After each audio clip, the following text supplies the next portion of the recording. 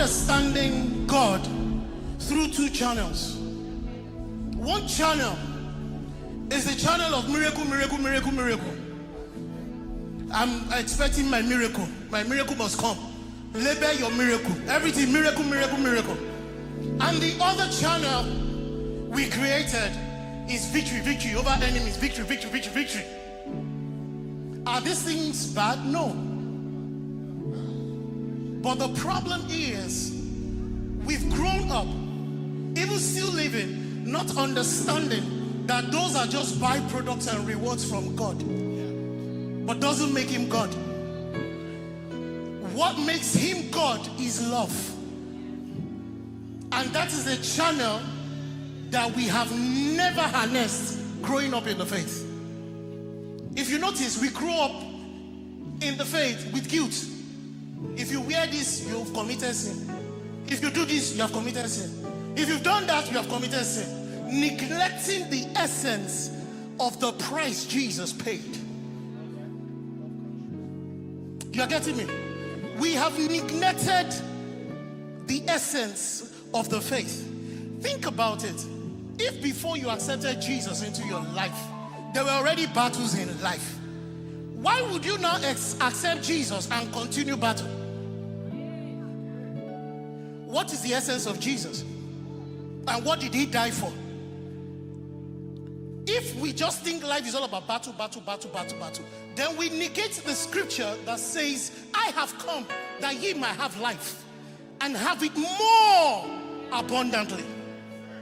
That simply tells me you are now about to enjoy life because of what Jesus has done. He said, but we are saved through grace by faith. Grace has spoken for us, has worked for us. Everything we've ever faced in life is just because of the love of God. And even though we grew up with all this mentality, his grace has been sufficient, which still shows his love for us. We serve Abba Father. Have you ever thought of it? To all of us who are parents here, that your children will wake up in the morning and they'll come to you and always, Daddy, Daddy, oh, Daddy, you're a good daddy. Daddy, you're the best daddy. Daddy, I'm going to work now. As I'm going to work, Daddy, see, that man in that work, please, oh, he's my enemy. Help me deal with him. Daddy, yes, I'm going. Please keep me safe until I get there. Daddy, oh, yes, I want to do this one, this project. And as a normal father, you will still do what you know will be right for your child to do, for the child, right? But think about it. That is how we've been living with God. But think about a child that'll come to you. I say, Dad, I just love you. You have been an amazing man. I may not say it often, I'm sorry. But I just want you to know your son, me, I love you. You're a wonderful father. Don't you see that there is a difference in that? And the outcome is also different. A whole lot of us have never spent time celebrating the love of God. We've always just ask. Are you not tired? Just love on this beautiful God.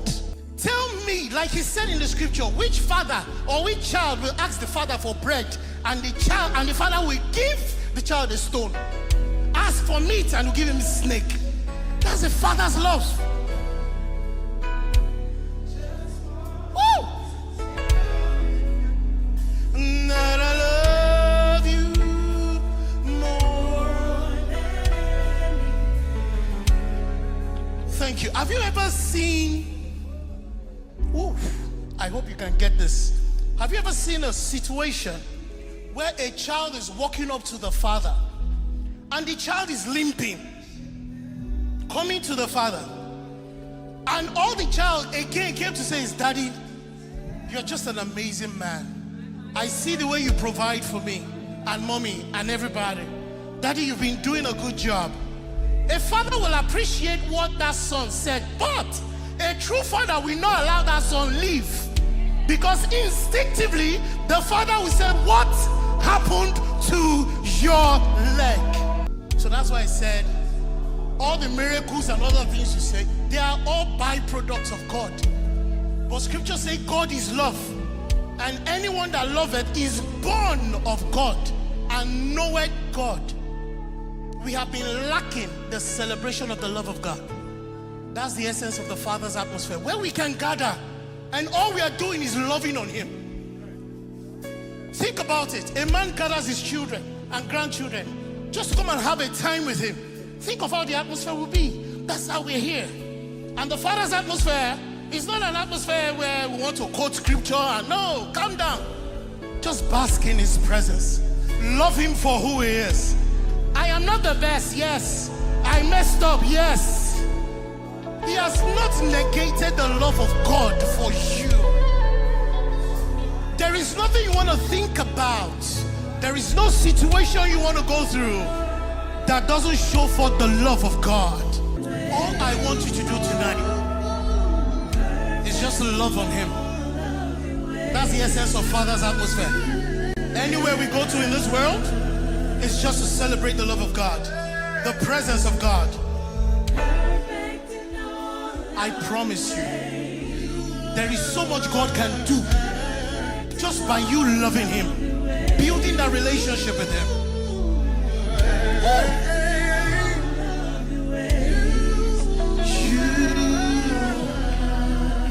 Hear this. March 2025.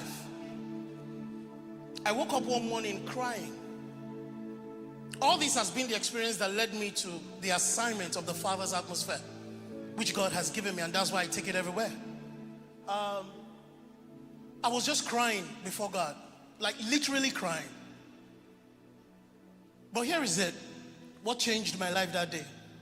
I didn't cry saying, God, why me? Why did this happen to me? How can you be my father and this is happening to me? What I said was, whether it's good or bad, you are still God. I said, I don't care how I feel right now. It is not as sweet as I should expect it to be based on who I am and where I am at the moment. But you are still God. I said, even if it will cost me my death, it will still be God. And right there seated, I just pictured, I don't know if it's a revelation, but I just pictured Jesus sitting next to me and patting me. After all, Bible says he is a friend that sticks closer to you than a brother. And while patting me, even me turned to him. And I said, Jesus, you try, oh. You try. You know why? Have you ever thought of the pain Jesus went through for you and I? The whole process, till when he was arrested, rejected by men, till the journey he got to the cross. No man can do that thing that Jesus did. But what did Jesus say? He says, you know, at a point he told him, can this cup pass over me? He was being human. That is the Prince of Peace. There is nothing wrong with you being human in your situation. God doesn't hate you for that. He loves you. But here is the thing. He said, but God, Father, not my will. Let your will be done. John 3:16, we all know it. For God so loved the world that he gave his only begotten son, that whosoever, he didn't say that Christians, he didn't say that pastors, he said whosoever. It could be a murderer, it could be a prostitute, it could be a fraudster, it could be whoever, it could be a priest of local gods and all that. He says whoever believes in him would not perish but have everlasting life. 17 is my trip, and I round up with that.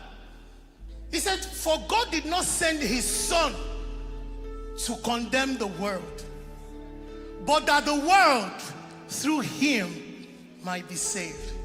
There's only a God of love that can do that. So regardless of whatever you're going through, you are not condemned. You are human, you are natural, you are okay before God. He created you in the nature at which you are. I urge you, as we have my friends, leaders in different times, just enjoy God, bask in it. That daddy is me and you today. I don't care. I have bills to pay. I have, yes, it's normal, but it's you and I today.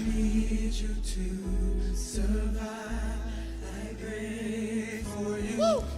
You pray for me. I love you. I need you to survive. I won't harm you. Woo. With words from my mouth, I love you, I need you to. I want you to lift up your hands and bask in this love. Speak your heart to him.